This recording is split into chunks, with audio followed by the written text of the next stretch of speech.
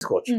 ద్రవ పదార్థాలు ద్రవ లాంటి పళ్ళు, పదార్థాలు ద్రవ ఫ్రూట్స్ పదార్థాలు. అంటే ఒకప్పుడు ఉండేటి అవే కదా. అవునండి. ఇప్పుడు అంటే అన్ని 200 సంవత్సరాల కింద చూసుకుంటే మనకు అందరు 7 o'clock 7:30 పడుకుంటుండే అవును. లైట్ లేని సమయంలో. ఇప్పుడు రాత్రి అయితే తిరుగుతారు అనుకో, అంటే అర్ధరాత్రికి సంబంధం లేకుండా. అవును. అప్పుడేమో మహాశివరాత్రి రోజు ఉండా అంటే రాత్రంతా జాగారం చేయాలనే ఆలోచనతోటి 12 లొంగోపమైనక పడుకుంటుండే. అవును, అవునండి, కరెక్ట్ మీరు చెప్పింది. ఆ రాత్రి అయితే తెల్లవారుదాకా మేలుకోవడం లేదు. ఆ లింగోద్భవం సమయంలో అర్చన అభిషేకం చేస్తే 100 రెట్ల ఫలితం ఉంటుందని శివుడికి ప్రత్యేకమైన స్వామివారి ఆ రోజు కళ్ళతో మనం చూస్తారు కాబట్టి, అవును. ప్రత్యేకంగా స్వామివారి భూమికి వస్తారు కాబట్టి ఆ రోజు చేసిన అభిషేక అర్చనలు చాలా రెట్టింపు ఫలితాలు ఉంటాయి కాబట్టి, పుణ్యఫలాలు చాలా బాగుంటాయి కాబట్టి ఆ సమయంలో చేస్తారన్నమాట.